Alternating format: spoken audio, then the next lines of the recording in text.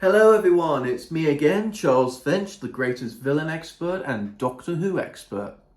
Now, as you can see, I'm all ready for work, but also I want to talk about Doctor Who. So basically, Doctor Who came back, so the Doctor Who episodes Space Babies and The Devil's Court have premiered at the same time on Saturday, and I've seen both of them, they were amazing. I gave Space Babies a 8 out of 10 and The Devil's Chord, which I mostly enjoyed, a 9 out of 10. Maestro, being the pantheon of gods of music, was such a phenomenal performance made by Jinx Monsoon. So anyway, I want to talk about The One Who Waits, because recently, in the 60th anniversary, the Toymaker stated The One Who Waits is basically an ancient form of an unknown figure who is waiting for something or waiting for someone to meet. Well, we don't know who The One Who Waits yet, because the Toymaker and Maestro also stated The One Who Waits is almost here. Who is The One Who Waits?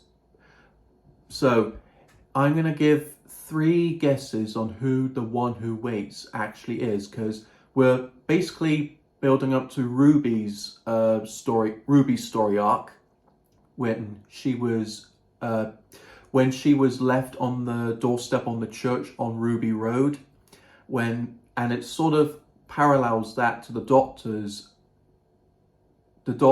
adoption by Tech Tiyun, when they were both abandoned. It also kind of continued in Space Babies, and at the end of Space Babies, the Doctor does a little self-preservation on Ruby's DNA. He's basically scanning her to see what species she is, because whenever there's something going on, there's snow, and it kind of evolves around Ruby about who she is and who's her birth parents. So, and the Doctor has done this before. He's done this with Ace, Clara, basically some of his companions in the past, and now he's using self-preservation for Ruby's origins and where she came from, who her parents are.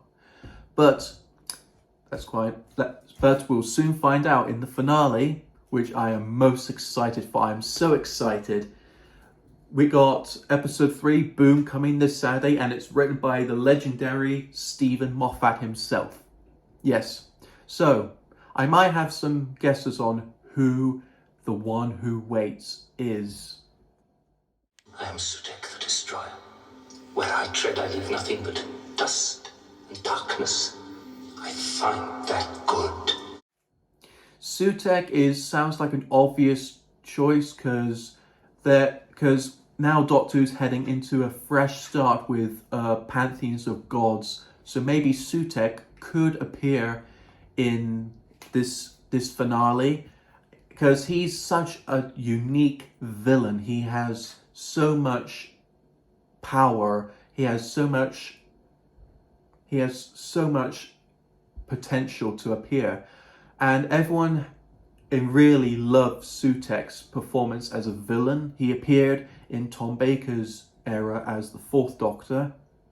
Well, Tom Baker's Fourth Doctor era, and he was last seen in the Pyramids of Mars, but he didn't appear on screen again.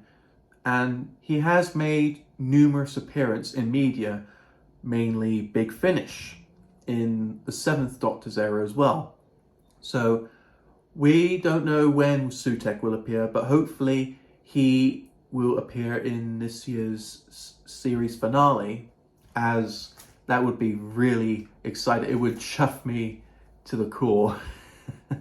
And he is a very interesting villain. He looks very generally terrifying. He can use his telepathic to make you bow down to his knees.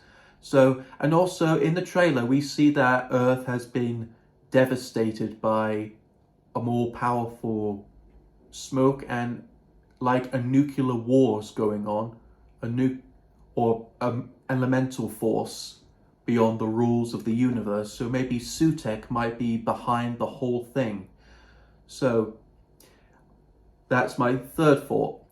If Sutekh is going to be behind all this, then I would bet my money on it. You dare threaten to destroy me? You wish to fight the will of Omega? Now, Omega is an obvious choice, as he might be the one who waits. He was last seen in the Fifth Doctor's era, the Arc of Infinity, and he hasn't been seen again. He's one of the founding fathers of Gallifrey and the one who invented time travel. But he was banished into the black hole by the Time Lords, as they find that he was no longer useful to them. But also he went mad with power. Omega being such a tyrannical villain may be the one who waits. And because Doctor Who's looking for a fresh start, and also Russell T Davies says that the Daleks, the Cybermen and the Master are parked, as they won't appear. They may not appear for a while in Doctor Who, so it's going to be focusing on gods and pantheons. Omega is a sort of a god. He has that all god material. So I really hope Omega is the one who waits. I'm just putting it there. I'm just really excited for the finale, because that's going to be the main plot, and we'll finally find out who Ruby's mother is, and get really excited for the finale and all that. This one knows me, as I know him, the killer of his own kind. Now, I know Ncuti Gatwa said in an interview that the monster he'd like to fight is the Beast, being his favourite villain, being the ultimate villain, the devil himself. But I really think that the Beast might be the one who waits, as the Toymaker really got scared of the one who waits, because he's the one who he wouldn't dare face.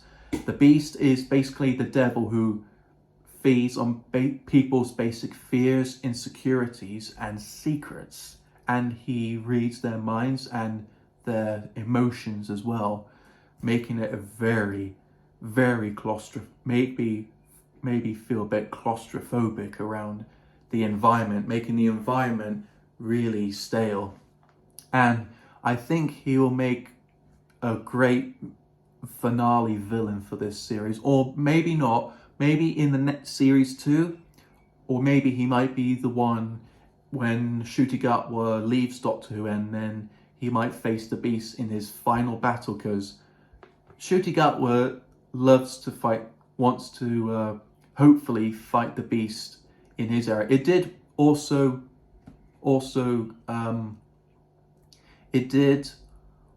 make Peter Capaldi stay, because he wishes for the Mondasian Cybermen to come back in his final story, and look how that turned out. Alright guys, I hope you all enjoyed this video. Please give it a like, subscribe and comment below if you're a Doctor Who fan, and watch this week's episode of Boom if you're a fan of Doctor Who. I know I enjoyed The Devil's Called more. The one who waits is almost here. Alright guys, now take care. Bye for now. Allons-y.